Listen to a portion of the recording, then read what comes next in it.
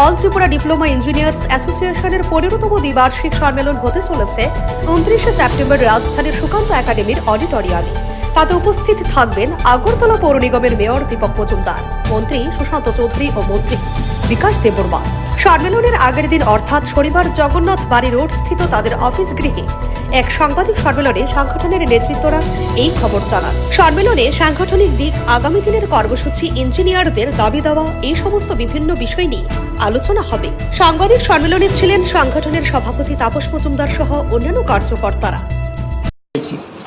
আমাদের যে এন্ট্রি পোস্টের যে গ্রেড এন্ট্রি পোস্টের যে স্কেলটা, এটাকে 4200 করে রাখা হয়েছে, সেটাকে আমরা 4800 দাবি করেছি।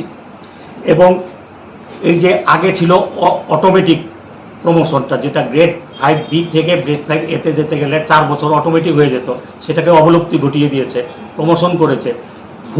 ভারতবর্ষের কোথাও জুনিয়র ইঞ্জিনিয়ার পোস্ট থেকে জুনিয়র ইঞ্জিনিয়ার পোস্টে প্রমোশন নেই, সেটাকে অবলুপ্তি ঘটিয়ে আগের মতো 80-তে 88-এ যেরকম ছিল ওই রকম অটো প্রমোশন নেওয়া হয়। বিভিন্ন আপনার শূন্য পদগুলি যেগুলি রয়ে গেছে, আমরা প্রমোশন পাচ্ছি না, শূন্য পদগুলি রয়ে গেছে, ভীষণ আইনের দেখাচ্ছে, ওইগুলিকে পূরণ করা। সুপারিনটেন্ডেন্ট পোস্ট, আমাদের ডিপ্লোমা ইঞ্জিনিয়াররা এক্সিকিউটিভ পোস্ট পর্যন্ত যেতে পারে, যাতে 10% পোস্ট সুপারিনটেন্ডেন্ট ইঞ্জিনিয়ার পোস্টে রাখা হয়।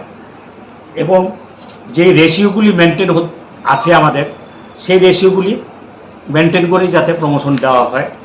এবং যে মেকানিক্যাল ডিপার্টমেন্ট যেটা আছে, সেটা স্বাধীনতার পর থেকে একটাই ডিভিশন, আজকে এত বছর ত্রিপুরা রাজ্যের হয়েছে, একটাই মাত্র ডিভিশন আছে, সেটাকে আরও ডিভিশন বাড়ানো, কারণ বিভিন্ন কাজকর্ম মেকানিক্যালি বেড়ে যাচ্ছে। ওয়ার্কস ম্যানুয়াল করতে হবে।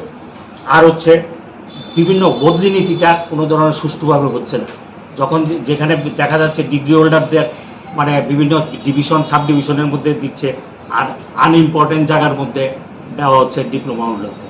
এইগুলি যাতে সুষ্ঠুভাবে দেখা হয়, সেটাই আমরা মূলত কটা দাবি এখানে আমাদের 10 দফা দাবি।